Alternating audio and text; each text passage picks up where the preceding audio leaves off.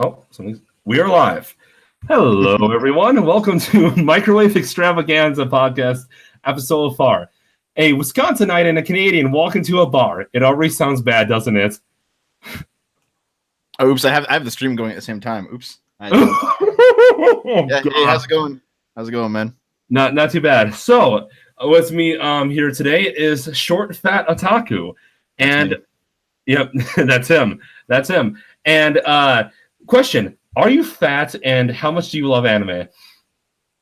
I'm pretty fat, yeah, and I do like anime. I just don't have time for it anymore. It seems like. There's too much going on now. I don't really watch it anymore. Like I'm watching My Hero Academia right now. I'm getting caught up on it. I really like Attack on Titan, but I know. Then the first season was a great starter, but I think they may have slowed it down a little too much. Because I liked their slower pace and that they actually developed the characters. But I'm like, oh, maybe you should have done a little bit of both in what you're doing right now in both seasons. Like, they were kind of the extremes, you know what I mean? For My Hero Academia? No. Attack on Titan. I actually thought that season 2 was far better than season 1. Oh, no. I wasn't saying it wasn't good. I just meant, like, I would have liked it to have some fast-paced moments a little bit more often. Because I feel like season 1 was just kind of like, well, let's Michael Bay it and just get this shit over with. You know what I mean? Yeah, actually, I kind of feel the opposite because season 1 seems like it has really terrible pacing. Season 1 has like a bunch of downtime, way too much downtime than's necessary. Meanwhile, season 2 is very tightly paced. I'm sorry. Do you mean like the second half? Because the first half was just like all adrenaline, and right now, like entire years passed in a single day or whatever. Episode. That's what I meant to say. Yeah, season 1 was like what? Like 26 episodes or something, and then season 2 was 12 for Attack on Titan. Whoops. Yeah.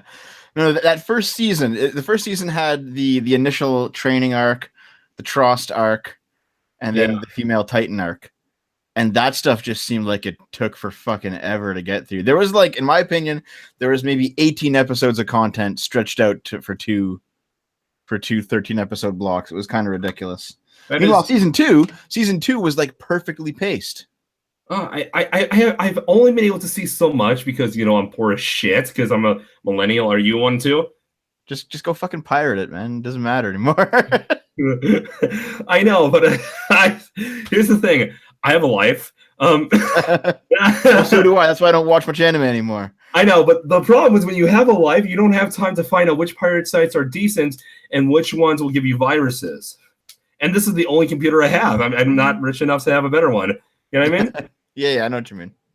Yeah. I mean, I have a friend, and here's the kryptonite. He is literally going to college right now for software engineering. So he gives me all these sites that are so great, but they are in languages I would have to go to school to learn. And he could easily show me what to do, but he's a full-time. Like, I'm not going to tell you the college he goes to. I'm just going to say here in Wisconsin, it is known as the college where you trade your sanity for a degree.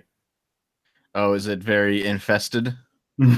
Infested? I'm not sure exactly what you mean by that, but probably. Do you say invested? I thought you said like infested. No. I definitely said infested. And with like as in like a bug infestation kind of thing? Yes, as in with SJWs. No. No, I'm talking. No, this is a good college. Oh, okay. Yeah. As in, like you trade your set. Like you came home and said, "I don't want to look at another goddamn number or letter for at least a week." When he came back for certification. So there's not like protests where people take the teachers hostage and dance around chanting about how white people are terrible. Oh, I have not seen that. But like I said, he's going to a good college, as in the kind where you're losing your brain, not because people are politically correct, but because the work is just mind-bogglingly it's like if Jeffrey Dahmer took you back and put acid in your brain. It's like, whoa. Well, I mean, good for him. He's doing it, so. Yeah. But I mean, yeah. Let's first off, I actually wanted to get you on more specifically because you're Canadian, Yeah. and yeah, and because I'm going to have Lauren Southern on. Oh well. I feel like you might have settled a fucking bit. Sorry, what? I feel like you might have settled a bit. No. This is I like to be diverse. I like to have diversity quotas in my podcast.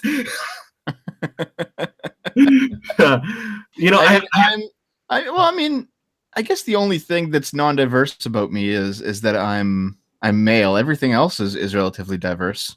I'm not straight, for example. You're not straight? No. Oh, bi? Yeah. I was gonna say because if you're gay, well then that is exclusive. And don't worry, we'll if you're a conservative gay, well then we'll just Yianopolis you and just trash you for thinking with your own brain. No. I'm actually liberal. I'm not a conservative at all. Really? Yeah. Believe it or not. You're just not a liberal in the sense where you want to go to secret meetings and wear a goat mask and fuck some random person, right? Well, I don't know. There seems to be a very terrible mislabeling of what liberalism is right now. Oh, I know. I've had a broken-hearted liberal on, so go on though. I want to hear this. Well, I mean, you get people like liberalism, like the classical liberalism, and which is basically where conservatism came from. They come from the same political roots. It's respect of property rights, it's democracy, it's freedom of speech. It's that sort of stuff. Just that liberals and conservatives had different ideas on how to run government. Liberals have never been the party, or not party. Sorry, liberals have never been the political philosophy of radical revolution. And now, because of colleges and universities going absolutely social justice insane, people say liberal, but they actually mean SJW, and they're two different things. They mean like leftist, although I don't even know if you want to say leftist because I've never heard rightist be described for like the fascist. I've never heard that, so I usually just say SJW. Yeah, I mean, classical liberalism is kind of like the centrist position at this point, So I guess I would say I'm a centrist then.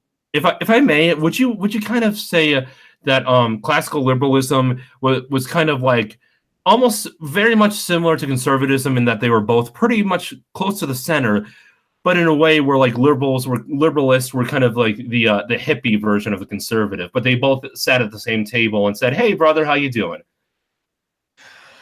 I mean, kinda. Yeah, I mean, I know in Canada, for example, like we don't have Republicans and Democrats for our two biggest parties. We have liberals and conservatives. Yeah, it's very strange in Canada to talk about liberalism because you don't know if you're talking about the party or the philosophy, right? Or those weird separatists who want to like have Quebec for like only pure French, right, or something like that. Yeah, there's a Quebec separatist party. And they're absolutely fucking retarded. By the way, JF absolutely fucking retarded. But JF Garapi over on Warski Live, he's a Quebec separatist. And I'm like, how fucking dumb can you be? Do you not recognize that most of your food comes from the Canadian prairies and most of your power comes from the Canadian maritime provinces? Like Quebec has nothing fucking in it. And like, what we want to be. That's great. That's amazing. Isn't that the first part that the Vikings discovered the Quebec area? Yeah. They discovered Labrador and Newfoundland, but yeah, that's a similar area, and there's fucking nothing there, man. So basically, like most of Canada, it's kind of like the no. There's a lot of stuff in Canada. I know. I'm kidding. I'm kidding. I think you guys are more concentrated in a certain area, though, right? Like you're more developed than I. Like if you come down, have you ever been to Wisconsin? No. Oh, dude, come down to fucking Water Street. I'll show you an awesome time. It's great. I'm straight, just in case you're wondering. Yeah. Okay, yeah. But yeah, we're like, dude, our culture is very much like you because borders, shit, whatnot. Also, a lot of us actually, because we have a very similar Germanic slash French influenced culture. I know some people think there's no French. There's actually a lot. It's just that it was kind of like they were kind of like the first settlers, and then they just died out. They moved to Canada. So my guess is that, you know, obviously the norther you get, the more it's like, yeah, there's nobody here, right? To a point. Canada's extreme north has like more than its fair share of military stuff going on and science stuff going on, because our Arctic locations just kind of attract that kind of industry, right? Well, wasn't that because, you know, there's nobody else there, and you can research, you know, things that you can only see up there, like the Arctic Circle, shit like that. But you wouldn't. This is not like a place where people go like, "Hey, yo, bro, I like want to start my music career up in like the freaking Isles on on top of Canada below the Arctic Circle." No, that shit doesn't happen. No, you're right in that there's not much up there aside from those outposts. But when you get like, there are certain parts of Ontario that are south of a fair amount of some of the northern states, because Ontario kind of dips southward into some of those lower latitudes, and also there's a whole chunk of Canada that's a lot more east than the United States. Wait. Actually, I just want to find out. I'm sorry to interrupt, but hold on. Yeah. What's up? How far away is Ontario from Milwaukee? It's not that far away. Oh, goddamn Google. Oh, fuck. Wait. Oh, whoops. Sorry. I meant, how far away is Toronto from Milwaukee? It's not that far. It's far enough, but not that far. Is 619.2 miles. Oh, let's see. Okay, so flight. Oh, wow. I could fly there in an hour and a half. Yeah. I'm too poor. I'm not going to do it, but yeah, I didn't think of it. But if you like pull up a map of Canada, for example, you see that there's a giant chunk of Canada that's more east out in the ocean than the United States. A lot of Americans don't really recognize that. Oh yeah. Well, it's because, like, dude, like, whatever you've got going on in Canada, it's like 1,000 times more insane here. We're watching for MS-13 to break down our doors. And for those who don't think that Wisconsin is a place for that, no, you go straight down onto like the bad area of Milwaukee, and it's just fucking Cholo land. It looks like Sicario. Yeah, we don't seem to have problems with Mexican gangs, presumably because we're not on the fucking border with Mexico. No. You just have all those Islamists. Am I right? It's not as many as you'd think. It's not like Europe yet. It hasn't gotten that bad. Is it kind of like no, compared to like 10 years ago, it's completely black and white, but compared to anywhere else in the world, it's pretty much nothing. It's not even that bad. I think Justin Trudeau is looking at Europe and just masturbating furiously, but I don't think he has the political will to actually get there. I don't think he has the will to keep it up. Double entendre, am I right? But yeah, Canada's pretty peaceful. Oh no, dude. Considered. No, dude, literally, our joke here in Wisconsin is you're pretty much the country version of us. Because like we have not as many guns per capita as you guys do. Well, yeah, because we have that in our constitution. Go on. Well, Canada has like, I had to do a video on gun control recently, and I was actually on Sargon's channel, and I did a conversation with him on gun control, so I had to look it up recently. Canada has more guns than most countries, but not as many as the States. However, gun owners per capita have the same amount of guns in Canada as they do in the States. Yeah. And yet at the same time, we have a drastically lower rate of gun violence, even correcting for population differences. So I think it really is a cultural thing when it comes to the guns, and not so much a gun access thing, you know? I think you're right. What I will say about this is that the reason why I don't, you see, it was interesting. Everyone says, oh, well, the reason why gun crime goes up is because there's less guns. Well, actually, what I think it is that guns really are not the root of violence. You know, it's not like when you pick up a gun, you say, and the gun just starts speaking, it says, you shall murder children. I think what it is that the biggest common denominator across all boards in U.S. prisons is that the people in there, whether they be private or public prisons, most of them grew up in single mother households. You know, without a father around, I think that's probably the biggest influencer, but I think that it's kind of like, technically the US government, I think, is very much overgrown, but you can live pretty peacefully in the US if you don't start trouble. It's not so much about like the fact that there's not enough guns out there. I think it's more like if you have a problem, like single motherhood, or if you have gangs or incompatible groups or anything I think do cause violence, it's very hard to defend yourself when you don't have as many gun rights. So, like if you go to the UK, it's not the end of the world. It's not awful. It's bad, but it's not insane. It's not like World War III and the Muslims are just invading like the Ottoman Empire or something. But you can absolutely not deny the fact that a lot of things that do go bad are able to go as bad as they do because no one can do anything about it. You know what I mean? Well, have you seen recently Sadiq Khan said that there's no reason to carry around knives anymore? Did you see that article? That they're going to implement common sense knife control?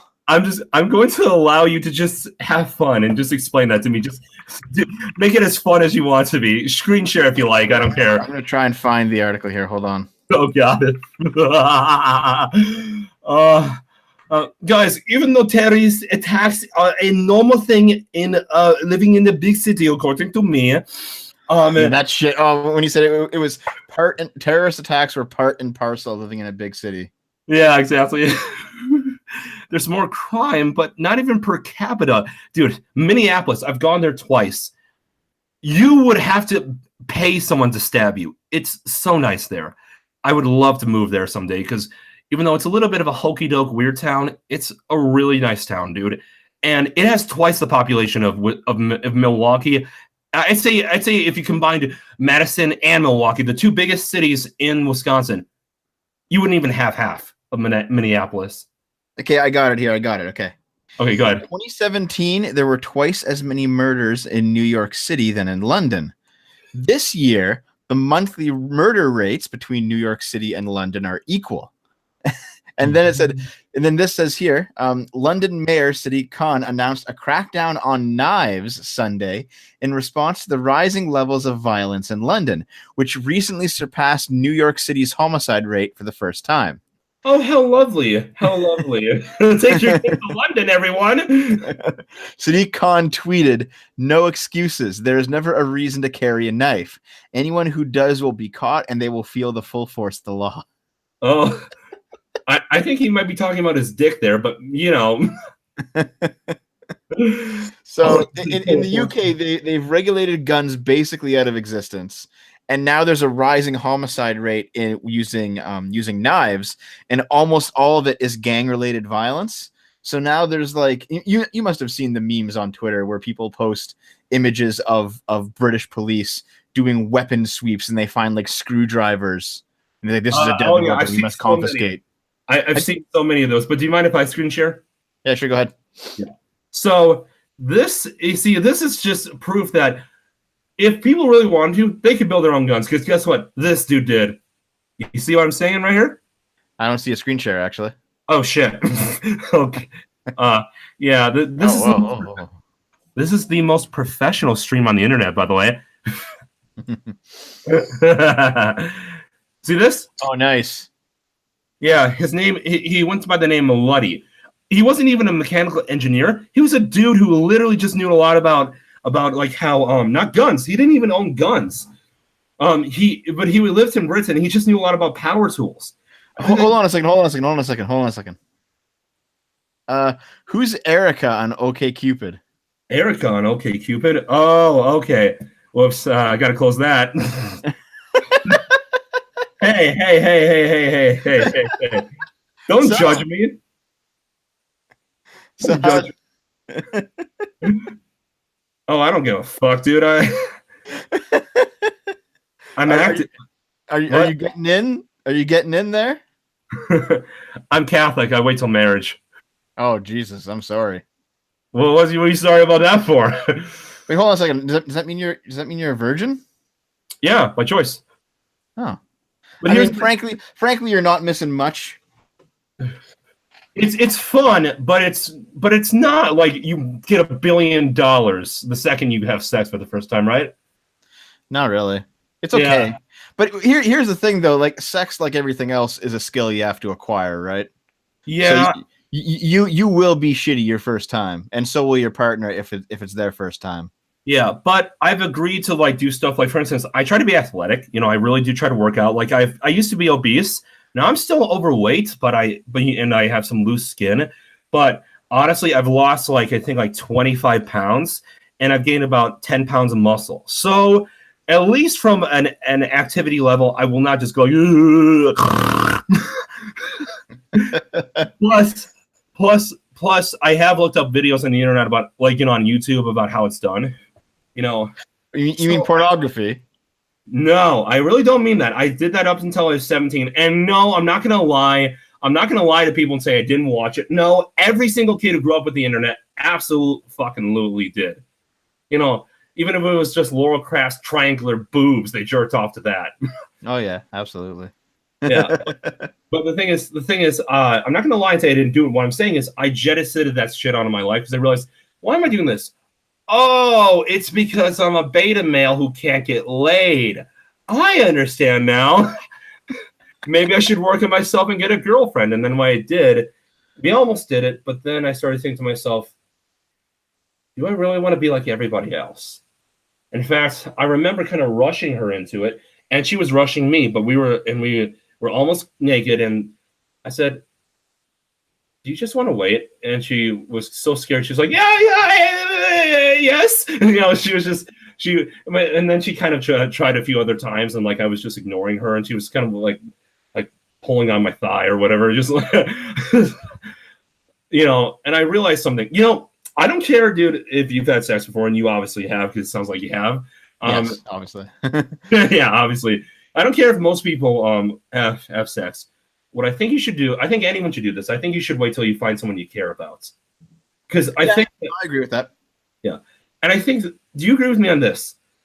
Too many people have the mindset of losing your virginity is a race, not a competition of who you lose it to. Actually, the honest truth is the people who care about virginity are the people who still have it. After you've lost it, it's not really a conversation anymore. Oh, yeah. Well, not only that, you lose it and you're like, well, it's over. Great. Okay.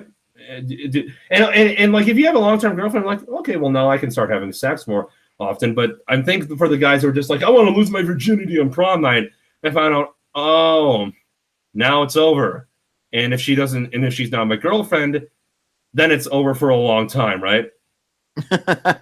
Not necessarily, but I do agree with you that sex is a lot more fulfilling when you're actually in a relationship. Just like I don't think you need to be married. I think that's a very old-fashioned point of view. But I think that it's better for your mental health in the long term if you actually care about the person you're banging and it's not just someone you've picked up. Yeah. You're telling me Sheila, who I paid $200 to, doesn't love me back? Well, if you didn't lose your virginity, what did you pay $200 for? What? Did you guys just like play magic cards or something? I'm joking, dude. You didn't think I was serious, did you? No. I understood the joke. I was rolling with it. Oh, whoops. I guess I'm retarded then. I didn't. Why did you understand the joke? I'm trying to tell you. But like I said, I actually see the thing is, so many people want to make it illegal to do that shit now, like in the Christian community. And I think that's the same. I think everyone saw the Luddy gun by now. I mean, I've had that on screen for a while, so I'm going to move past that. But I think that this is an interesting topic because I made an entire video series. I'm still making it. It's called The Importance of Taboos and Shame. It's a 6-part series. And the idea is just to say, there's nothing wrong with people choosing their own way without having a government telling you, what to do with your life. But with that being said, why is it such a bad thing to have taboos? Like, I think you and I can both agree, regardless of whether, you wait till you're married or even till you're in a relationship with a girlfriend that you're not married to, it's definitely a degenerate quality to see the gay community, specifically in California, think that it's okay to just start giving people HIV and not tell them, shit like that. Yeah, but and like the thing with taboos is that a taboo really only makes sense if there's actual harm being done when you break the taboo. Yeah. And like a lot of old religious taboos, they don't have any actual harm when you break them. I mean, they might have at one point, like the Muslims and the pork thing, that made sense because we Well, didn't it's a have huge germ window. theory back in the day, and pig is notorious for making people sick when you eat it and you haven't properly cooked it. So at Yeah. least for that level of understanding of how the world worked, that makes sense. It doesn't make sense anymore. A Well- lot of taboos are like that, and some of them are just out of date. Well, that's why I always say the why should always outweigh the how. Because, like, think about it. Part of, I think you and I can both agree, if you're married, you shouldn't cheat on your husband or your wife. Sexual responsibility is something that is throughout the Abrahamic religions, except for, the religion of peace, we'll call it. Well, that's not true. They just allow multiple wives, but you still can't cheat outside of those marriages. Yeah, but that's kind of like, I can cheat on my wife with my other wife, I mean, kind of and kind of not. There's still like a sanctity to their marriages, at least in a religious sense. Yeah, but you can tell that Muhammad was kind of just making his own fantasy land when he made his religion. It's very guy-centric, isn't it? Oh yeah. Well, most religions are. They seem to be, honestly. Yeah, but I think Christianity is different in that it's guy-centric, but female respecting and loving. Like, if you look at the Christian faith, it doesn't look at women as the ones who should run the household, but it does look at them as the ones who shall be protected, loved, and seen as, like, holy, like the Mary, Mary and stuff like that. As Jesus, like this whole, in Catholicism specifically, we put her up as like this holier woman, that she's that. Do you get what I mean?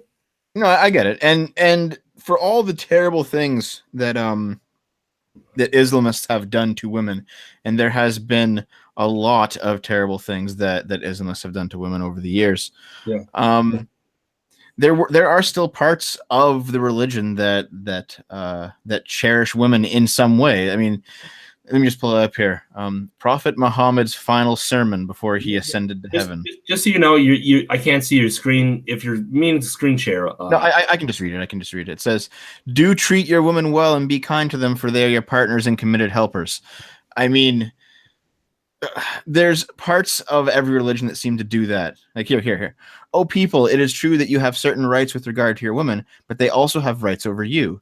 Remember that you have taken them as your wives only under a trust from God and with his permission. If they abide by your right, then to them belongs the right to be fed and clothed in kindness." Like, it's obviously people just take the parts of the religion that benefits them, but you can't say that outright there's nothing good in Islam regarding women. There's just very little of it. I think I could say there's nothing good in canon law. Reason being is, if you look at it, Muhammad said, if I say anything that contradicts what I said in the past, whatever I say now supersedes that. Well, yes, but this is from Prophet Muhammad's final sermon. It's the last thing he said. Oh wow, Yeah, okay. He was on some mountain somewhere, and then he said this sermon, and then he mounted a winged horse and flew to heaven. That's the story. So this is from his final sermon. I'm just wondering how they got the last one, because we both know he didn't fly to heaven. But yeah, well, there's a lot of things that also claimed were in the Bible that I don't believe either. So it's kind of this, like, I don't think that there was a flood that covered the entire world. Well, there actually is some scientific evidence about the idea that the flood came after the Ice Age. There is definitely a lot of ideas that there was a flood, but not a flood that covered every single landmass. Yeah, and my guess is it was kind of an exaggeration, like an exaggeration of the truth. But that's the thing. I think we can look at Islam and just say, well, Christianity has some pretty significant claims, but they're kind of believable if we look back in this time and age, back to what we know about history now and science. And Islam is just fucking that on steroids mixed with a nice cocktail of insanity. Like, yeah, I agree. God claim, like, there are hints in the Bible that the earth is flat in God's eyes, but it's just hints. When you look at the Quran, it's flat out says as the earth is fucking flat. It's like, what? I remember seeing on fucking Memory TV, if you know what that is. No. Is that in the US and in Canada? I don't know. You know what Memory TV is, right? Oh, is it on YouTube? I'm guessing it's on YouTube. It's on YouTube. Memory TV is a European, I think it's British, a British station that takes programs from the Middle East and translates them with subtitles. So you can see the ridiculous shit that some people in the Middle East watch on their daily TV. And there was one there was one dude who was talking about how very clearly the Earth is flat, because if the Earth was round and rotated, if you threw a ball into the air, it would move like down the street because the Earth was moving. And I'm like, that's so fucking stupid. I can't believe. Wait! I got a perfect thing for that. Hold on. Let me just get to it. Hold on. Let me just oh shit. One second. But before I do, I just want to show you something hilarious. Okay, here we go. Was that you baking a little bit there? Sorry, what? Were you just getting a little baked there? Sounded like a bong. No, man, I'm straight edge. Oh, nice. Hey. Something if you don't have dogs. It does kind of beg the question, why does Cage stop shooting? He's got him right there. What's stopping? Why the fuck are you watching The Nostalgia Critic? Because it's funny, dude. I enjoy the comedy. Why? What comedy? This farce. Obsessed cop that every 80s and He hasn't. No. He hasn't done a good video in like 6 years. Yeah, this is the older videos, dude. Hold on. So you must have heard about Channel Awesome falling apart, right? Oh no, I've heard about it. I don't care for the people there. I was going to show you the clip, but it was just basically imitating the idea of Nick Cage is continuously missing his targets. You know, as like the explanation as to why Cage doesn't kill Castor or whatever. You know what I mean? Yeah. Here, I'll show you some Memory TV. I'm going to screen share here. Yeah, sure. But dude, I'm screen sharing. Oh Christ. Okay, here just. Oh, that's how the cocaine, which was mixed in the kebab, got into my body. I'm sure. I'm sure, buddy. Let's see. It is told in the hadith that Omar ibn al-Khattab had an anal disease, and the second one says, where is it? No, that's not it. I can't. Here it is. Which could be cured only by semen. So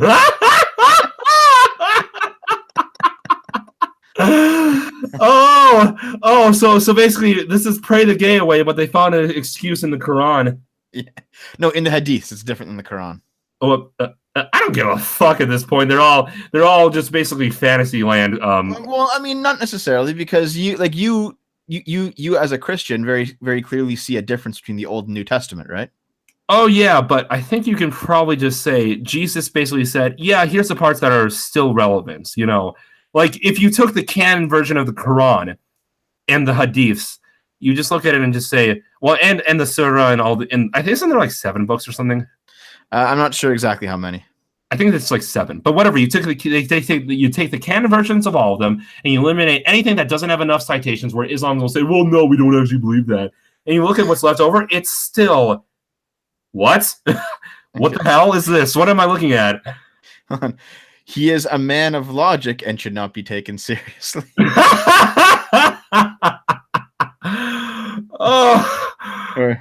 This guy here. We came to the conclusion that whoever kills himself is committing suicide. Are you sure earrings in both ears is the worst? 150% chance of homosexuality.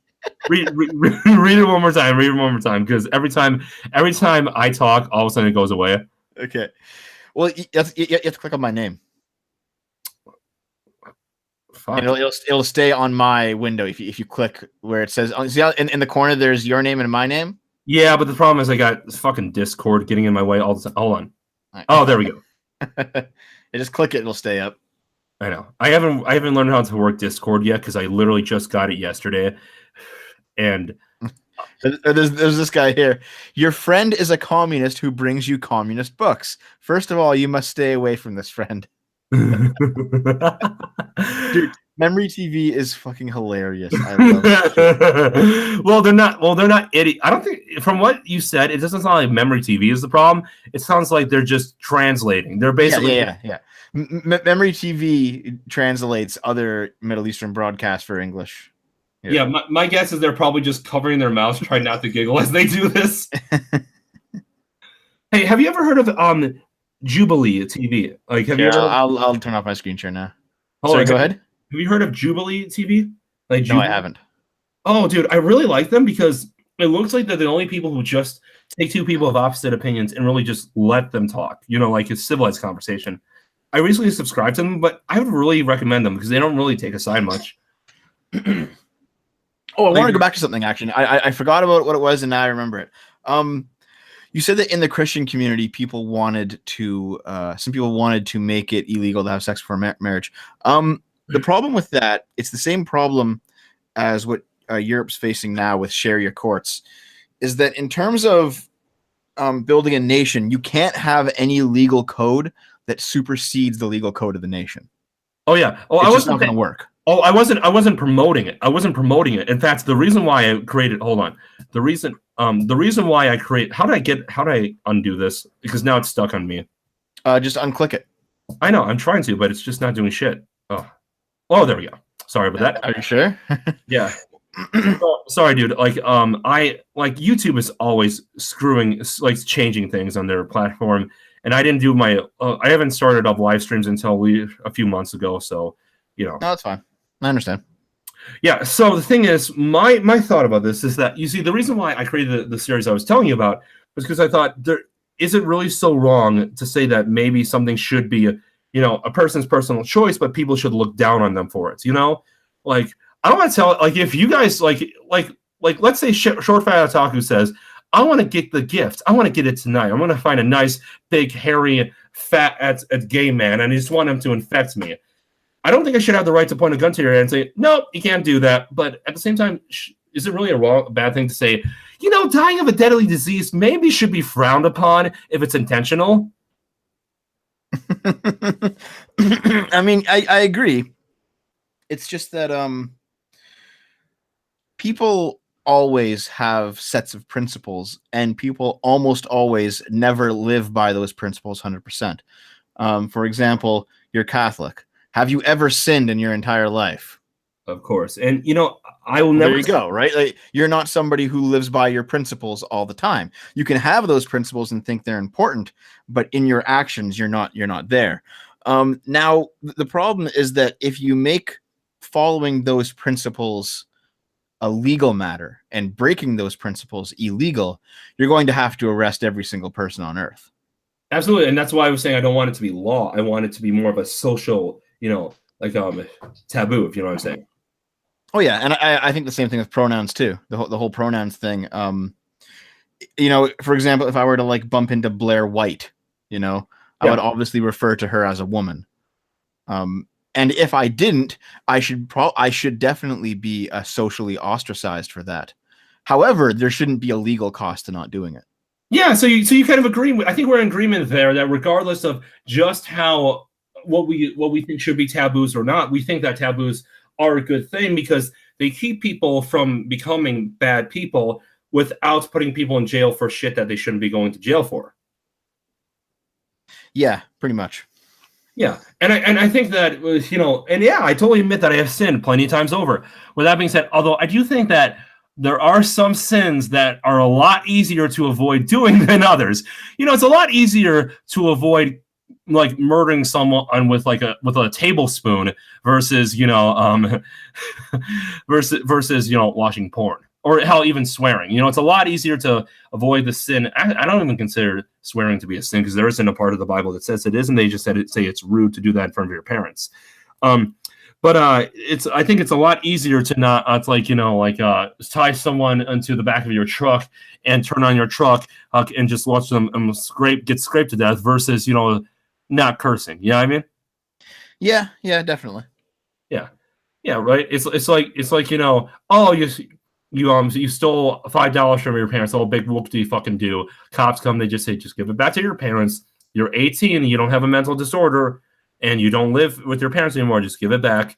versus like he committed an armed robbery. Well, nobody's perfect.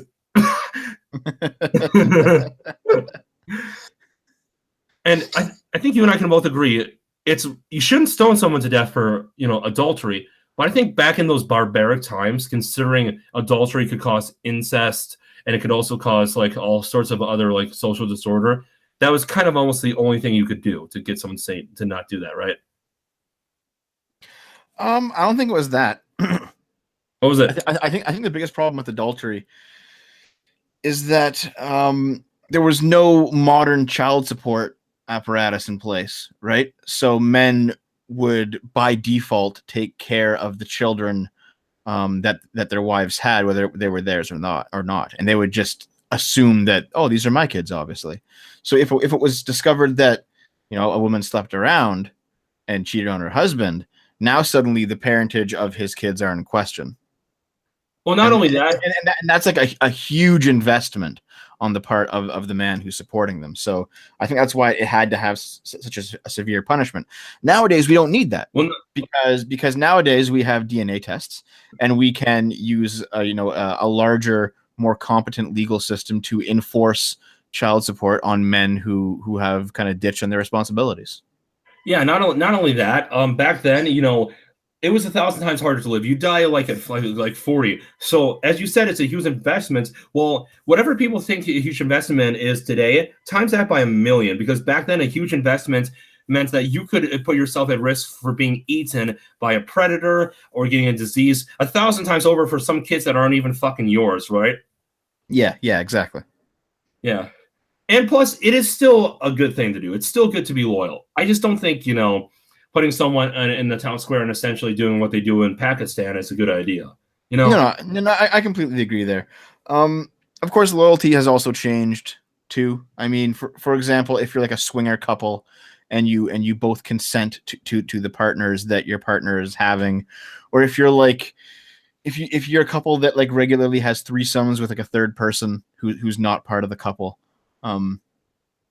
or for some reason one of you enjoys some weird cuckold fetish. I don't know.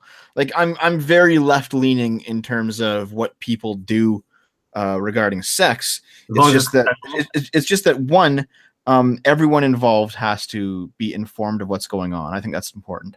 And two, everyone involved has to be adult enough to understand that it's not just sex. There are psychological implications and be able to handle them. And if they can't handle them, then be able to bow out of the situation. Especially for women, because women especially have a hard time with that. Because men are the pursuers, women are the ones who approve. It's biologically rooted in us that it's only very recently where we have all this technology and we live this long. So with women, considering childbirth is much harder in humans than anyone else, and that's what sex would most usually lead to back in the day before we had condoms and contraception. It is so ingrained in the female psyche to be careful about how many partners you have, right? I'm not so sure about that.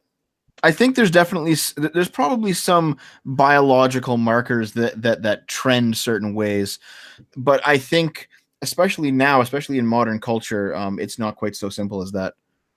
No. But what I do mean is that, sure, modern culture has opened up a little bit, but here's the thing. As Gatsad and a lot of other people, including myself, would say, biology holds culture on a leash, meaning it doesn't matter how far you've gone with your culture, your biology will always trump your culture. See, I actually disagree with that. I don't think that's the case. I'm definitely not like a person who denies biology. Like people use fucking biological essentialist as a slur, and I don't think it's a slur. I think it's actually a reasonable position to hold. Jesus, but I don't think that biology is held. Sorry, I don't think that culture is held completely at the whims of biology at all. I really don't. I mean, it depends on what in culture and what in biology. I'm not saying like, oh, it's biological that sugar is something we like, so therefore we're all going to be fat slobs because it's impossible to ever control your sugar consumption. No, I mean, like, when it comes to something as deeply rooted into how we behave as sex, and that's why it doesn't matter if a culture wants to be celibate. Eventually people will start fucking each other. You know what I mean? Yeah, but you haven't. No, but that's because, well, first off, even though I don't use porn for it, I still masturbate. I'm not gonna lie. Well, sure, but nonetheless. Oh no, but I'm saying, oh well, no, but that's because I plan on eventually finding someone. Okay, but what I mean is that your biology hasn't taken over. Your biology is not putting your cultural decision to not have sex on a leash and forcing you to do it. You like the biology is the foundation, but it's not the building.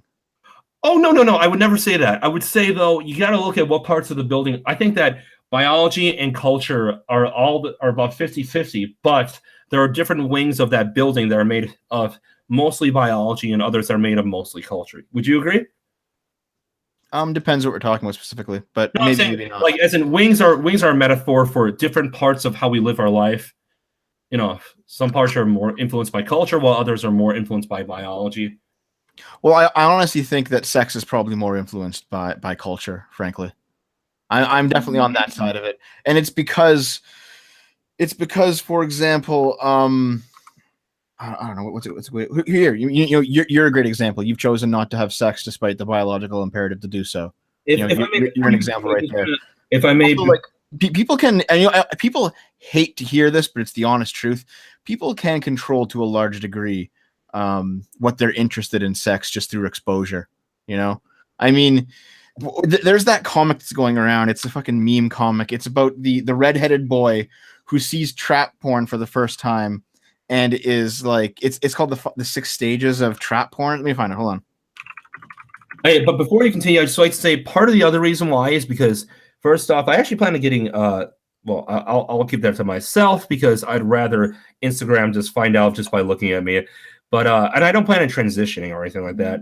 I'll just say it. I have a slightly off jawline. It's not really that severe. So I plan on just having corrective surgery just to make it, symmetrical and whatever. But I also work out and I also have a good sense of fashion. So I think part of the reason why I'm able to control myself is because I don't feel insecure in that I don't feel like I can't get a girl. You know what I mean? Yeah. Because I think biology would immediately say, if you can't get a girl, you become desperate. And, because of biology is saying, no. We need to release, and we can't just have it be into the toilet all the time. You know what I mean? Okay, I'm going to screen share because I found the comic I'm talking about, and you will probably have recognized. It's called The Stage of Accepting That Traps Are Gay. Can you see that? Can you? There we go. Oh, you've seen this before? Let me oh god damn, Discord. Stop popping. You know what? I'm just gonna do something. Hold on. Yep. Okay, there we go. Now Discord won't continue to update. Sorry. There we go. Because it keeps coming on the side of my computer, so it blocks half of what you're saying. Yeah. Okay. Here, can you see? Yeah, can you see that comic? Yeah, WTF? Those girls are dudes. I mean, and it's not gay, right? It's fucking degenerate. It's turning people gay and hate them. Blah blah blah blah blah blah. But but put it in doggy. Daddy. Oh, so he became a trap himself. He goes from shock to denial to anger, bargaining, depression, and acceptance. And it's a funny comic because it shows a straight guy comes across really cute trap porn, and then over time, just he kind of has to wrestle with the fact that he found those girls attractive. He wrestles with it. He gets angry about it. He says it's not gay because I like it, and then he says I guess I'm gay, and then he just kind of fully embraces it. This is obviously a joke comic. Yeah, this actually does somewhat accurately describe how people can be acclimated to new fetishes over time.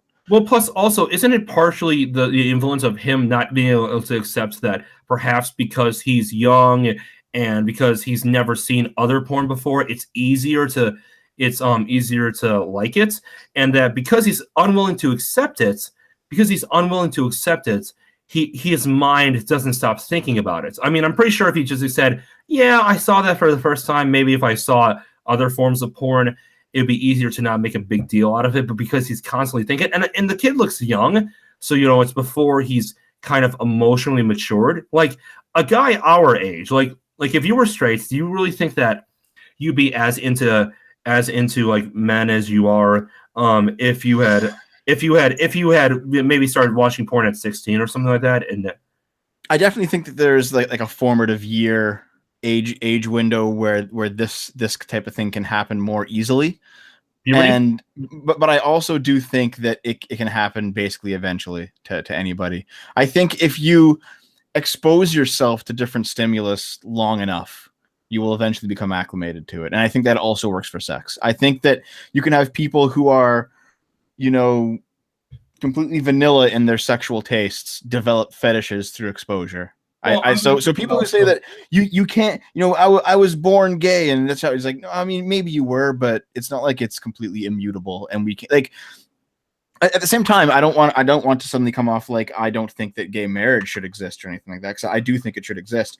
It's just that I don't think that the argument being gay is inherent in my biology. Therefore, I need to be allowed to get married to another man or another woman if you're a lesbian. Well, I don't think that's a good argument. Okay.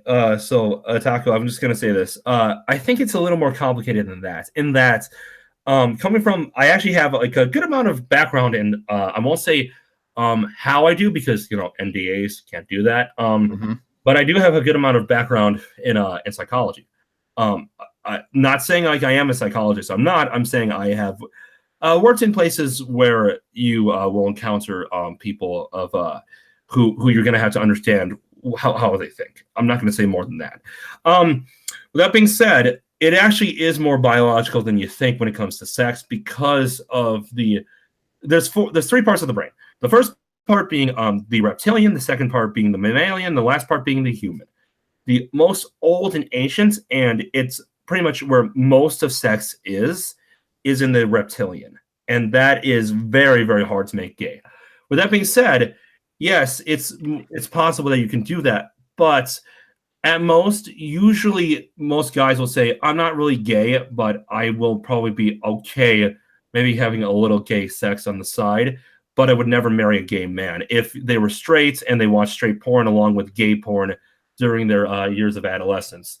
And usually it just means that they'd be kind of bisexual, but they would never marry a man. In fact, if anything, they would probably like if they could have sex with anyone they wanted for the rest of their lives as often as they want to, every time they fucked a dude, they'd fuck a woman about 8 or 10 times.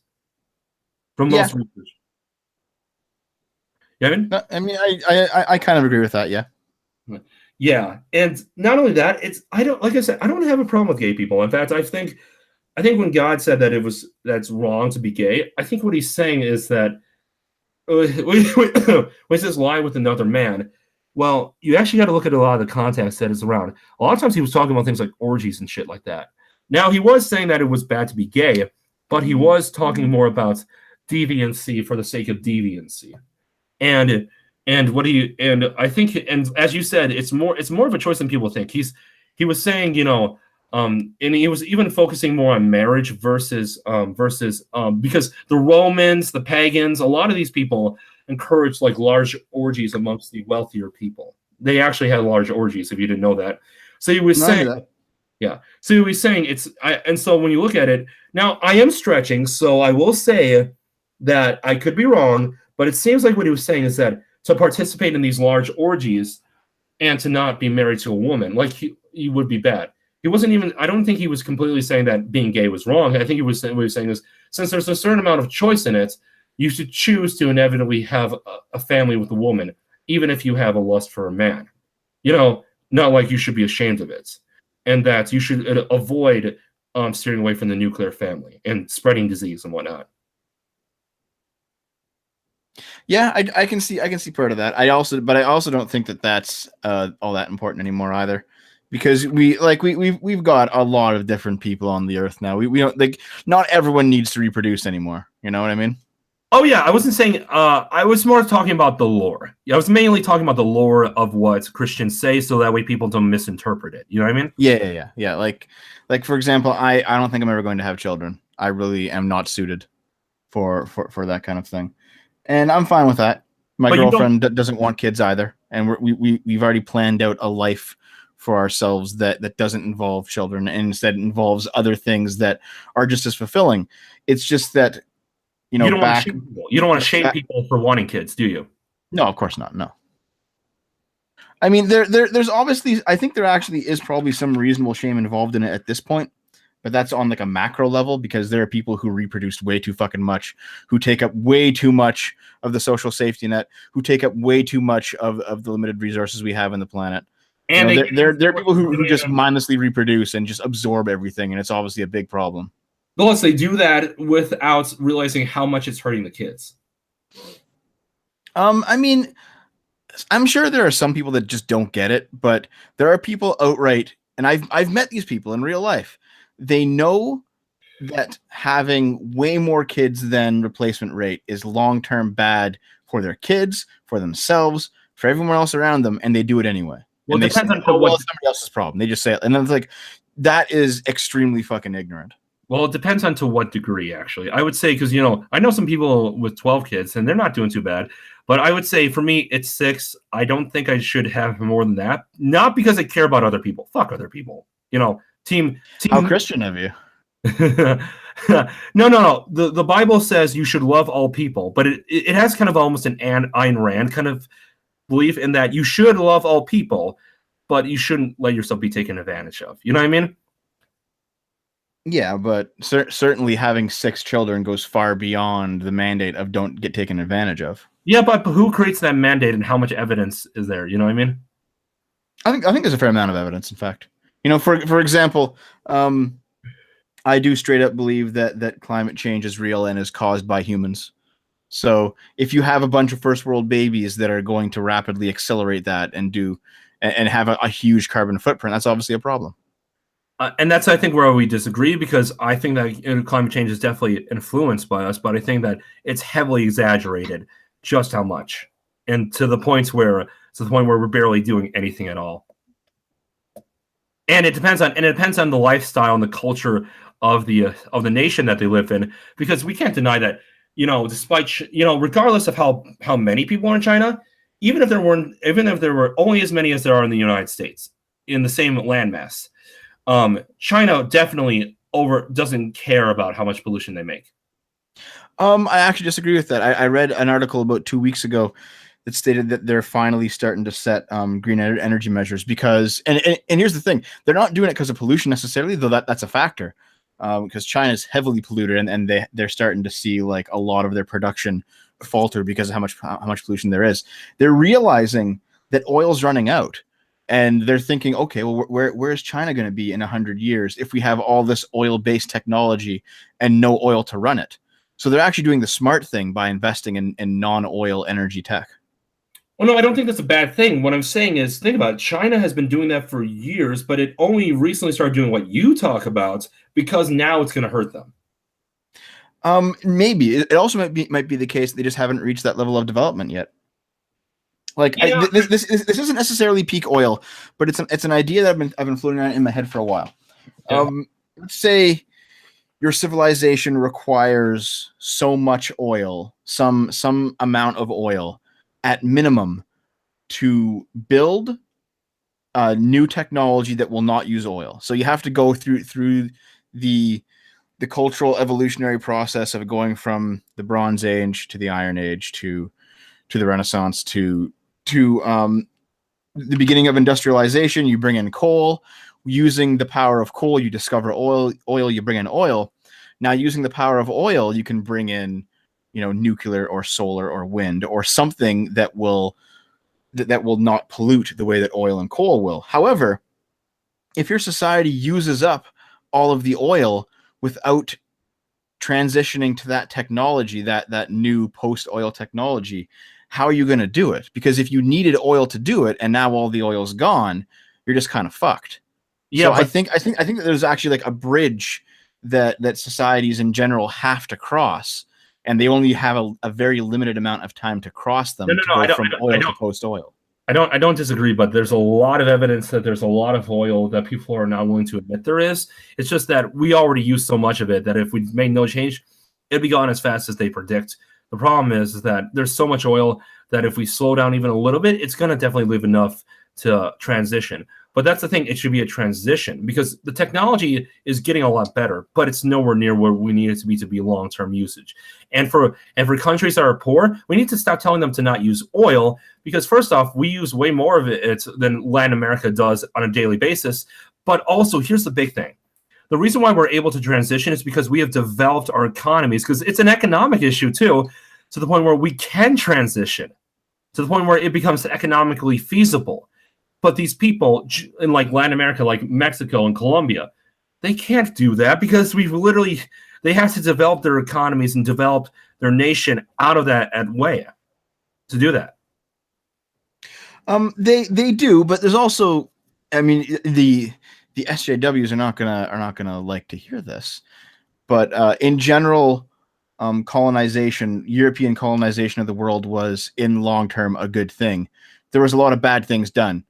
Cultures were destroyed, people were enslaved, lots of people died. It was a fucking bloodbath that should have been avoided. However, you can't deny that, for example, North America's native population is living a better life now, even with broken treaties and alcoholism and a loss of cultural identity. They're living a better life now than when they lived in teepees and didn't know how to work bronze yet.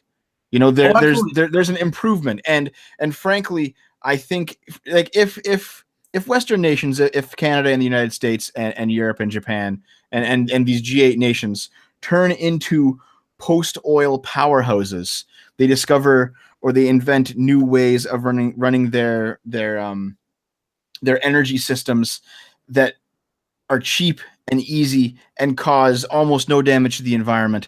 Once they have that shit up and running, I think there probably is some kind of humanitarian imperative to share that with the rest of the world. And the SJWs can cry all they want about colonization. It will be the right thing to do. I think so. I think to a certain degree, here's one thing that I'll say. Now, I don't want to overly give. I mean, there's plenty of like, have you seen Lauren Southern's video about, I know I'm mentioning her a lot, and honestly, trust me, I've called her out plenty of times too. I just haven't made a video quite yet, but I got one in the works. You probably just want to ram her before marriage. Before marriage. What? Yeah. Wait a minute. Is that a sex joke? I can't tell. Yeah, dude, before marriage. Well, come on. He's 100% one of those trad thoughts, right? No, I don't think so. Because the thing is, she's perfectly happy with showing off that she's pretty, but she doesn't show cleavage. And I don't know if she's. Here's the thing: I will never say she's trad until I meet her, because I don't care what you promote on your channel and how you do it. If I don't know you in real life, I have no idea if you live by that or not. Hey, wait a second. Cleavage? She doesn't have any cleavage to show off. Okay, here, look at this fucking picture of her. There's no cleavage to show off, man. Here, I'll screen share this shit. Yeah, go ahead. What cleavage? There's nothing there. There's stuff there. Yeah, barely. No, there's no. Can I finish? Can I finish? What I was gonna say. Sorry. Go ahead. In order to be a thought, you have to only promote the trad while not actually living it. You know what I mean? Like, you have to be someone who's just purely in it, not giving any value in return. As in, you're essentially a whore, but you say you like traditional family. So in other words, I would absolutely put Brittany Venti in there because she doesn't provide a product or service in return. Lauren Southern's Patreon allows her to actually report on shit. So even if she knows, and I'm pretty sure she knows that most lie guys look at her because she's pretty. I'm sure she's admitted to that. She said, yeah, that's fine. But she does actually go out into the world and make real content. You know, it would be kind of like saying, like, oh, you know, like, I don't know, fucking Colin Farrell is a trad thought because let's say Colin Farrell wasn't an actor, but he looked the same. He's a handsome guy. He's a good-looking guy, and he works out. Well, he can't report on shit, you know, and he can't have a Patreon, and because he's pretty, because he looks good. You know what I mean? She actually does make quality content, and believe me, I've called out a lot of women who pretend to do the same thing. I think Brittany Venti, and actually Brittany Pettibone isn't there because she definitely covers up, but I actually think that Brittany Venti, sorry, Pettibone, that both of them are trad, or how do I say it? Trad thought? almost with Pettibone, 100% with Venti. Pettibone puts out content that's pretty much just, let's just talk to the camera 90% of the time. And it bores me the fuck to death. Like she's a nice girl. She seems like a nice person. You don't personally have a problem with her, do you? Brittany Venti? No, Pettibone. Venti is just annoying. Venti is I find Venti funny. I think she's a thought. She's 100%. Venti's 100% a thought, a track. Oh yeah, she absolutely is. But I think she probably, if she decided to go down that route, I think she has a future as like a video game streamer or something. I don't think she makes any serious content though. I don't think she could. Yeah, but I'm saying Pettibone is at least kind of in the middle in that she makes content and she does use her Patreon and Patreon for shit. But I think we can both agree Lauren Southern actually tries to go out there and be a real reporter. But she doesn't care that people look at her in a sexual way. She doesn't try to like be overly sexual. But I mean, if someone goes up to her and sees her on the beach and takes a picture of her in a bikini, that's not the same thing as like having a push-up bra and having a deep V and jiggling all the time. Most of the time, she's pretty conservative with the clothes she wears. Yeah, but here's the thing: the inherent contradiction of the trad thought stereotype is that the traditional role of a woman is not to be a reporter like Lauren Southern. It's to be married at her age and having kids. Oh, so that means that they're all basically trad thoughts because they talk about traditional life that they don't actually live traditional life. They do other things. That's a matter of whether she's found someone of quality, because there's plenty of girls I've gone on dates with that I could have honestly, that are not bad. And I actually enjoy talking to. I could have stayed with a relationship with, and I realized they weren't enough. And I'm not like one of those people who needs like the most ridiculous, absolute traditional hot supermodel for a wife, but they did not come close enough to my standards. They're nice, but they were not good enough. How do we know? We don't know her personally, so we don't know that she's not just waiting for the right guy. So we can't say, and this is the thing. This is why I get annoyed with Rooch V, because here's the thing: I would not be surprised if Lauren Southern is going into BDSM clubs and getting fucked by 5 guys every night. I don't know her. I don't know her. I can't say that. I can't lie and say I don't. I know that. Okay, I want that to be clipped and taken out of context. And you know what? I know that Sargon has a direct line to her. I'm gonna ask him for it, and I'm gonna fucking send that clip. This guy is the one. You son of a bitch. That being said, I also don't know if she's a virgin. Nobody knows that. And I will never pretend to know that. That's why I get annoyed at people like Rushby, who actually called out Lauren Rose, who doesn't even have a Patreon, and said that she was not traditional, despite the fact that you don't know that. Plus, traditional in the modern sense should mean maybe if you were married to a guy and you have enough kids and you can't afford to raise them with just your husband's salary, you get a part-time job, he gets a full-time job. If you can, you stay home with the kids, but maybe until you get married, you work. I don't see how that'd be a bad thing. So, and here's the thing, like I said, I have no idea what she does. I don't know. And Lauren, if you're listening, I'm never going to pretend I know you. I've never met you, and I refuse to I refuse to meet you. I didn't say that. Do not pretend that I said bad, okay? But, you get my point, though, right? Yes. Yeah. So my point is this, and I got a little energetic there because there are so many people who will fucking tweet me at this for this shit. But you really should know the person as a person first. You really should, and you should have evidence. And here's the thing: I want to debate Rushby because 90% of what he does is just say any girl who looks good cannot do good work, and to the point where his conversation went from, oh, these women are not trad because they're making money off their looks, to Lauren Southern cannot do a good documentary about South Africa because boobs and a pretty face, and a slim body. You can't. That it is impossible to be a pretty person and actually do a good quality job in anything. And my response was, you have to separate the art from the artist. If she was just a pretty face, I'd call her out instantly.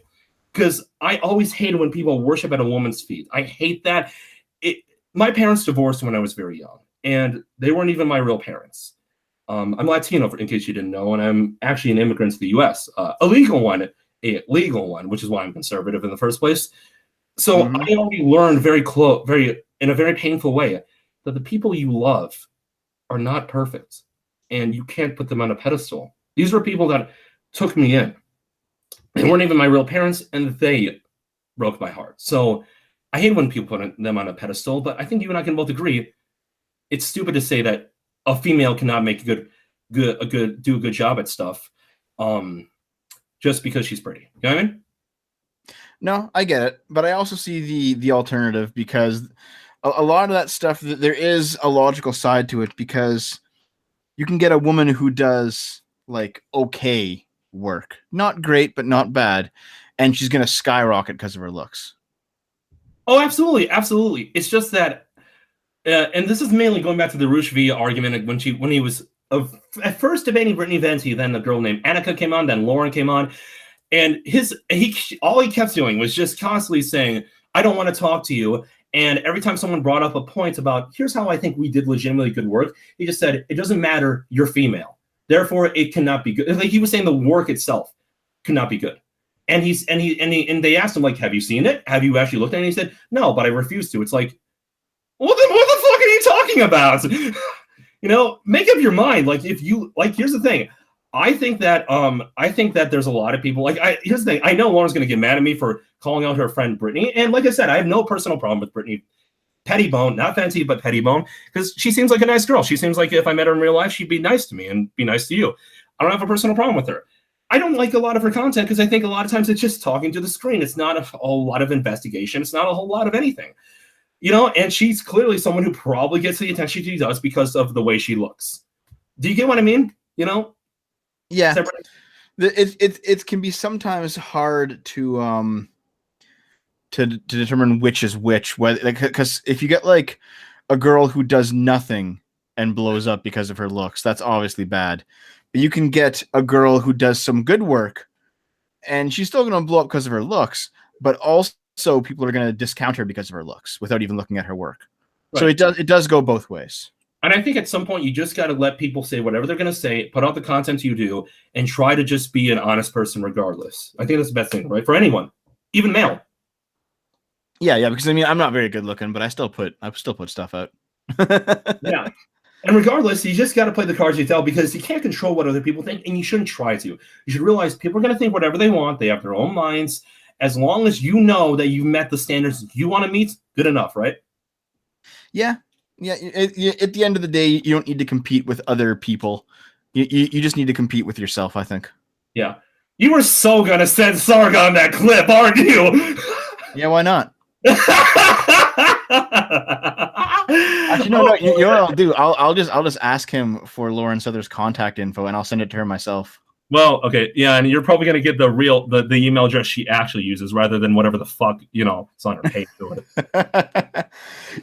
People do seem to have like their own backdoor emails that they actually watch that don't get given out. And I don't blame them. Like important, not important. That's the wrong word.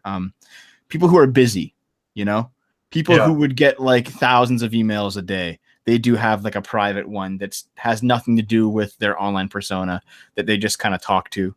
Well, and I don't blame them. Well, yeah, because eventually, if you're like being tweeted at and messaged at by like 1,001 people, eventually you gotta protect yourself. There's psychos out there. It's not just psychos; it's just the fact that you have no fucking time. Like Sargon's channel, for example, is 800,000 subs. It's reasonably sized. He does a lot of work. He's busy a lot of the time. But there's still a Skype group with a bunch of us in it, and we don't collude. It's not like a fucking Game Journal Pros situation. We hang out and we play video games together sometimes, and that's about it. Like on PlayStation or Xbox Live, whatever that shit is. Yeah. There's like 10 of us, and that's about it. Can I join you guys? No, it's not my group. I can't invite people. Sargon, I will. No, I'm kidding. I will never suck your dick. Screw that. I'd rather never join your group than bow down at someone else's rod. But you're cool, dude. He's a nice guy.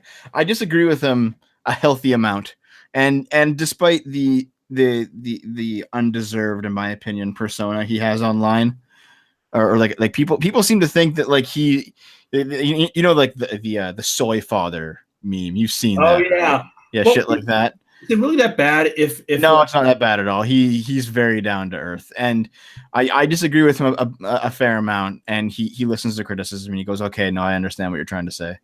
yeah, well, and the thing is about the whole soy father thing. The thing is, I could understand if maybe a woman had raised her kids for a good 6 years, never took them to their parents, as in like their grandparents or whatever, worked a bunch of jobs and had a bunch of dates with bad boys and never married them and said, I don't want to ever date another guy like this again. It was stupid the first time.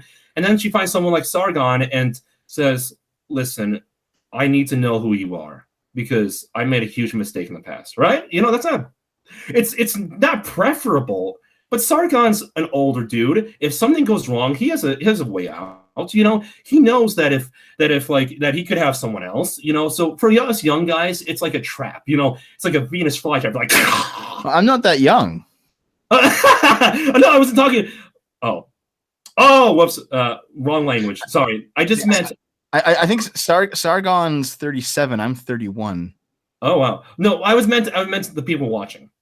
Okay. Yeah. Yeah, but you get what I'm trying to say. Like it's safer for you guys than it is for us because we're young, we're poor. Well, I'm not poor, but although I'm definitely saving a lot. In fact, I don't spend a lot. I don't have a lot of money to spend on what I like, but that's because there's so many expenses. I probably shouldn't say this, but I actually got hit in the heart really, really hard, like in the chest, and it stopped my heart for like 10 seconds a while back. Oh, how was that?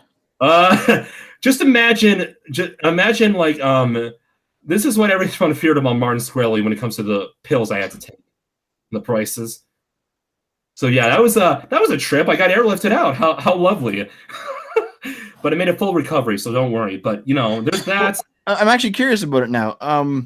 What happened? Like, so if your heart stops for 10 seconds, did you pass out? Like, what was it like?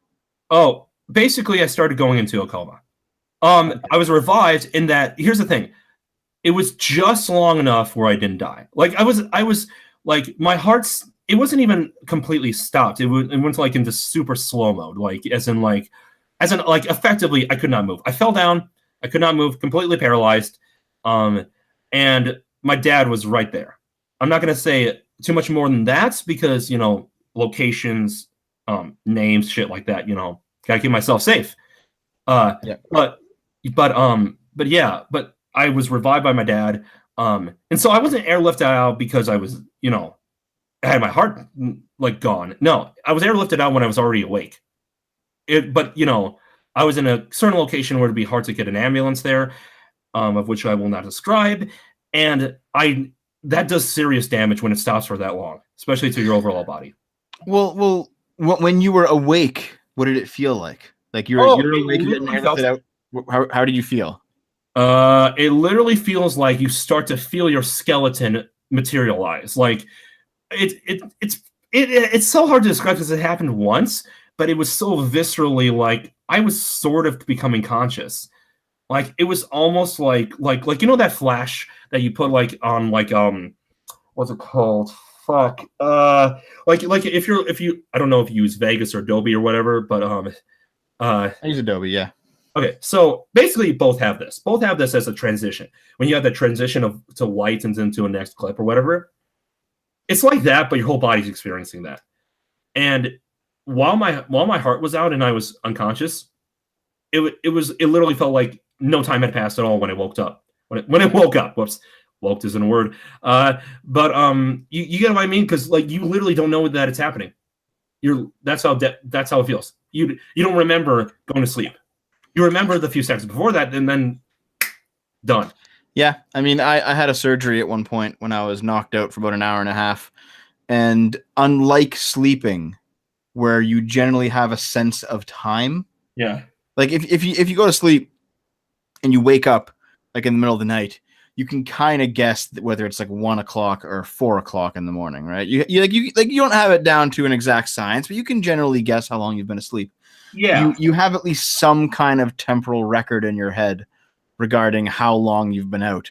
But when I was put under for the surgery, it didn't feel it did feel like no amount of time had passed on some level, but it also felt like an almost infinite amount of time had passed when I woke up. Like it was a completely unknown number. I was aware of not being awake, but there was just nothing for that. No time. information. No, it's like zero. It feels like you could have been asleep for ever since winter fell, or you could have been asleep for like a millisecond. Like you cannot, and it's not so much like you feel both. It's like you feel a little bit of both, but you really just don't know what you feel. You don't know what it is. You're just like, it's like if everyone has a clock in their head, someone just smashed it to pieces and threw it in a fire, and then they gave you a new one when you woke up. Yeah. So I mean, for me as an atheist, I'm reasonably certain that that's probably what death feels like, but on a permanent scale. Yeah. Like there's basically no coming back from that, and there's no even recognizing that you're gone. So when you come back as a zombie, what do you think what it'll be like? Probably pretty awful. Well, I've actually got to get going, man. We've been at this like an hour and a half, haven't we? Holy fuck! I think we have, but dude, yeah, I wasn't planning on having you too much longer. But before you go, I would like to say, you seem like a smart guy, and obviously, I'm conservative. You're liberal. Mm-hmm. This is what I love about people when they actually treated them like a human being. It's really kind of nice to know. Sometimes you just need to shut the fuck up and just talk to people. You know, just be nice. Be nice. Yeah. Well, I mean, at the same time, though, like liberals and conservatives can generally do that. It's SJWs and communists and Marxists on one side, and then it's like the alt-right and the white identitarians and the actual Nazis on the other side. They're never going to fucking do that. Yeah. Oh, and it depends on who you talk to, too. Have you? I'll give. If you want, I think you should try interviewing Wife with a Purpose. She's very, very nice. And she doesn't think of any one race as superior. She just thinks that they're different, and that there shouldn't be one nation with half and half of any one race. You know, that it should be mostly one and a little bit of the other. And I don't completely agree with her all the way. I mean, I'm one of those people who believes that race is real, but it's not the most important thing in the world. You know what I mean? It's very. See, I would rather have a whole bunch of different races in one nation, because then you can very easily bang each member of each race. No, I wasn't. Check no, that list off. I'm telling you what I think. I wasn't trying to tell you. You know, I was telling you what she thinks. I wasn't trying to say that I believe that I want one. I was in a Twitter conversation with Millennial Woes. It was Oh, a couple months ago, and I was like, "Listen, you can't just throw out all the black people in the United States. They've been there for hundreds of years. They have generations of citizens in the U.S. You can't say no. The U.S. is now a white ethno state. Like even forgetting the slave part, because that part is bad enough. The fact that they've been there for hundreds of years, and so have white people rather. That gives them just as much right to be there continuously as white people do. I think that's actually a very good argument. Like why you can't just send all the black people back to Africa there in the States. It's a ridiculous argument. yeah. And then somebody else like he said, well, that's not the case with Europe. With Europe, these are like recent Muslim people who have arrived and are ruining things. And I'm like, yeah, I agree in that case. They got to go fucking back. Not because of their race, not even because of their religion, but because of the fact that they don't want to integrate into the host culture. They want to they want to force the host culture to eventually integrate into it, and that's obviously a problem. Yeah, and I'll say that. But here's where I'm going with this, though, because it was really funny. I think one of like Millennial Woes' friends jumped in and was like, "I just don't see why you wouldn't want black people in your country." In your white country. So I just started posting him pictures of like the most beautiful black women I could find. Just over and over and over. And I was like, here's why. I will gladly take this over the white ethno state. Yeah, well, here's the thing. I'm not in favor of the ethno state, except for in Israel, because let's be honest, that is an ethno state. Well, it's not the only ethno state, because Israel's an ethno state, Japan's an ethno state. Japan is very ethnically homogenous, you know. But the reason why I wouldn't be in favor of an ethno state in the U.S. is a lot of what you said, because the thing is, I only think that countries that are they have such a unique culture and they have no one coming in, you know, legally that's of a different race. I'd say, you know, I believe more in the nation state. I'm a civic nationalist, but I don't agree with a lot of people on the alt right. With that being said, I think the biggest argument you could say is, okay, so all these people came over in slave ships. Now I'm not saying like, oh, all white people are now responsible for slavery. No, Africans fucking enslaved each other, but we did forcibly take these people over to America against their will. Now they all got to go back. What the fuck is that supposed to be? Slavery wasn't right in the first place. What the hell? You know what I mean? No, I agree. Like the way I see it is that I obviously can't control anything that happened before I was born. I certainly can't control anything that happened before I was voting age in my own country, let alone other countries. You know, Yeah. but now I'm an adult. I can vote. I can run for office if I want. I have a voice that I can project if I need to, and I have some level of a civic responsibility. Short fat otaku for prime minister. Yeah, dude. With the fucking people we have running here, I could probably do it. But the situation is like people are saying, oh well, you know, everyone has to go back and re-give North America to its native population. And I'm like, well, no, you know, it might not be fair that white people are here now, but it would cause a greater injustice to make all white people leave, you know? Yeah. And then they say, oh, well, you did it to us in the past. Well, I didn't do it to you in the past. And I have no control over that.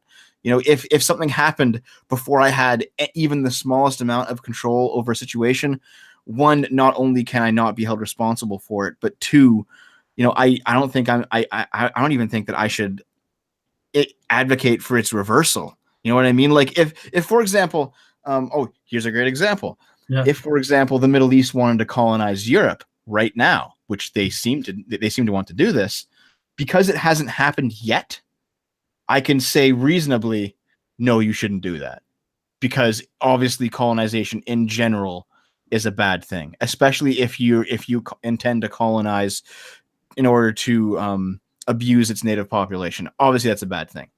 Now, colonization has happened in the past. I can't do anything about, and it would be to undo that damage would be to deal even greater damage to another population. So you can't undo the damage. You just got to do the best of what you have. But that stuff, it's in the past. You mind? Because I know you got to go, but real quickly before we go, I was going to say the biggest reason why I wanted you on is because of the fact that Canadian politics are decently different from American politics. I don't want to say they're like an alien, like, you know, like Islamic courts. At least not yet. You know, from American politics. But I wanted to talk to you about that. But because we're out of time. Maybe we can do it for like 5 minutes or so. What do you want to know? All right. Well, before we do that, I would like to say that it is really good that people like you are out there, because I really do think you are making people more educated. And I think you and I can both agree on this. Are you kind of glad that YouTube became more of your thing when you became older versus younger? You know, well, it wasn't. I was just unknown. I'm still unknown, to be fair. I have 33,000 subs, which is in the grand scheme of YouTube nothing. However, I spent dude, I have 62. Stop, bitch. No, I know what you mean. I know what you mean. I know what you mean, man. But like, I'm no fucking Logan Paul here, right? But like, I spent 2008 to 2015 slowly growing from 0 to about 5,000 subs. Oh, so I've been around for a very long time doing stuff, and nobody's fucking watched. I meant for maturity reasons, because there's so many things that I wanted to do for a YouTube channel when I was a kid. And I look back and I say, oh, no. And I realized if I had, I would become the personality of Logan Paul. I know everyone hates him for the Suicide Force. My response is, he's not a bad person when he does that. He's not a good person when he does that. He's an idiot looking for views and money. I hate when people read into what's not there. You know what I mean? They're reading into things that are not there. He's not a sociopath. He's just an immature 12-year-old. He's 22, but he's like got the mind of a 12-year-old. You know, that's what he is. Well, see, I actually see it differently. I wish that I had found my YouTube groove the first year I started the channel rather than now. And that's solely because I would therefore have like 8 years on me right now. You know, like I would be 8. I'd be 8 years younger.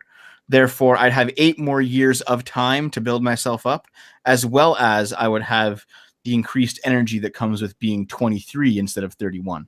Well, also, I'm gonna you said it yourself. Your health might be a part of that too. Oh yeah, I'm a fat shit. That's true. Like I am very aware. Like I'm at a weird weight range right now, where there's like I've discovered, because I used to be very, very fat, like over 300 pounds fat. Yeah. And then I worked myself down to 180, and now I'm sitting at about 220. And I like myself at 180. I kind of let myself go there for a few years again. But you don't sound like a very you are short then, huh? Yeah, I'm well, it's short. It's in the name. Yeah, I know, it's good. I just thought it was kind of the stereotype of the otakus. You know what I mean? No. I'm actually short too. But I discovered there's a tipping point for me, and it's around 220 pounds. And if you add like just 2 or 3 pounds to that 220, I go from being mostly okay, a little bit out of shape, but mostly okay, to like ridiculously winded all the time. I have to sleep constantly. I like, even just going upstairs is a fucking nightmare. Like, it seems like for me personally, 220 pounds is like the tipping point, and like I'm hovering around it. So every few weeks I'm alternating between feeling good and feeling terrible right now. Mm-hmm. And I have to get back on losing weight again, because this is fucking unacceptable. This is unacceptable. I'm gonna get that sergeant from Full Metal Jacket to whip your ass into shape. I'll send him to Canada. I swear to God. Do you think he'd work? Do you think he'd get you in shape? No, I just go to 4chan's Fit Board. They usually help out. Oh, really? Hey, dude, you know what? Check out Jeff Cavalier. He's really good. He runs Athlete X, which, by the way, he's the former physical therapist and personal trainer for the New York Mets. My fitness go-to guy is Scooby, actually, if you know him. I do not know him, but he sounds interesting. Are you fucking... Hold on. Scooby's like the most famous fitness YouTuber out there. I've never heard of him. Never heard of him. Okay, hold on. I'm going to show you a picture of him, because he's fucking hilarious. Oh, boy. Oh, God. I guess we need to talk about politics another time, because I gotta go after this. Hey, let me know when you're free next. I won't be free for another week because... my God, my work is insane. But and I'm talking about both my YouTube stuff and my actual real life job, because I have a life. But yeah, I'd love to have you on, and maybe we can just try to bottleneck it and focus it on the differences in Canadian and American politics. Go ahead. Yeah, sure. Okay, here we go. I'm gonna screen share. Okay, here we go. This guy is Scooby. Oh, hell. Oh, I've seen that dude before. I've never watched his content, but I've seen him. He's nearly 60 at this point, and he's in ridiculously good shape. I think he kind of looks like he might be on a little bit of gear. No, he's not. Everyone accuses him of it, right? But he's not. It's just that he's been working out for the past like 40 years of his life. Yeah, but how tall is he? He's like 6'4". Ooh, that's kind of hard to believe. I'm not saying he couldn't be. Jeff Cavalier is not on gear either, and he's not super tall. Let me find. Yes, he's known as the Natty King. But let me find Scooby's progress, because to prove he's not on steroids, here it is. Okay, here's his progress. Okay, from 1984 all the way to 2015. Yeah, okay, he's believable. And then I could. No, I'm saying if he got like that, like, over only a few years, then I'd be like, yeah, horse shit. No, like, you can see it's been a slow build all the way through these years. Yeah. Well, also he's definitely got good genes, because some people with really good genes don't have to work out a whole lot, and they could get pretty good looking. Other people can work out all the time, and it takes them this long to look anything close to that. You know that, right? Genetics play a good role. Yeah, definitely. And smaller, short guys like you, guess what? Once you get lean and you start putting on some muscle, you guys look a lot more ripped, because I'm 6 foot, which is ironic because I was born in Latin America. So that's I'm not going to question the God in heaven, Yahweh, who gave me that amazing gift. So thank you, by the way. But I like being tall, but it'll take me longer than you. You know what I mean? Just because you have it more concentrated. You know what I mean? Yeah. No, I definitely know that. I know all about that shit. But, like, look at him, for example, in 1996. Yeah, he's like a skinny little guy. Like, sorry, I clicked He's off. not skinny, but he doesn't have visible abs, but he's still like in decent shape, right? Like it's just that it's been with him. It's been a constant growth, and people are like, "Oh, you obviously do steroids." No, he just been lifting for like since he was 20, you know. And he doesn't. Yeah, but there are some guys who clearly aren't on TV. Like, look up. Like, do you know Cali Muscle? No, but I know Ziz. Here you go. He fucking died at 22 because of the shit he did. Yeah, no, but he was doing cocaine as well. But no, look up Cali Muscle. You're like, oh, come on, that's so obvious. But there are literally some people out there who think he's not on gear. Like, look him up. Like, okay, hold on. Like, you'll laugh and just say, how the hell does anyone think this dude is natty? But they're like, that guy looks like he fucking injected himself with synthahol. I know. Share it. No, that's not synthahol. What's it called? So starts with an S. You basically inject in your muscle, it inflates them. Oh, that is synthol. That is synthol. Oh, is it? Yeah. Okay, yeah. This fucking guy here. Show it. You're not screen sharing right now. Yeah. That guy. There we go. Yeah, there we go. That guy. That motherfucker. This fucker. Yeah. That's ridiculous. Like, he can't even bend. He's like a cloud. Look at that, dude. Like this, like people are like, some people say, no, dude, he just works out that hard. My ass, he works all that hard. No, guys, I have pretty good genes for a Latino. Okay, I'm 6 foot. Some people think I'm 6'1", but I'm not gonna lie. I'm 6 foot. I can grow a good amount of muscle. I'm pretty athletic, and I definitely don't have nearly as many diseases as I could coming from a third world nation. With that being said, I could not get that if I even took what he takes. Just because I couldn't do that much of it. That is a ridiculous amount of shit that he's on. Okay, before I go, I'm going to share one last thing here. Rich Piana, this guy, right? Rich Piana, yeah. Yeah, I knew it. I fucking knew it. Well, it turns out that he actually left humanity behind. Yeah, he died, for those who don't know. Yeah. It was so funny because that was the meme, right? He kept saying, become a mutant, leave humanity behind, and then he actually fucking did it. Yeah, and people were just kind of like, okay, they had like a watch on, and it just kept going. Like, okay, when does he die? Okay, let's see, stopwatch. 2017. Yep. He outright said, "Yeah, I'm gonna kill myself doing this shit. I don't care. I love it too much." It's like, okay, pal. Yeah, you have fun with that shit. Well, believe it or not, my second video in my series, and let's end it on this note. My second video in the series where I talked about the importance of taboos and shame was about recreational substances, and I used him and Cali Muscle as oh, fuck me. God damn it, Stefan Molyneux. Get the fuck out of here. What's he doing? No, I'm not pissed at him. I'm pissed that like I was trying to click back to my own screen, and the stupid updates got in the way from YouTube. Whatever. Like part of it was using steroids and synthol for vanity. You know what I mean? How people are avoiding actually going to the gym and putting in real hard work to be healthy long term. They're just saying, I gotta look good for Rocky IV.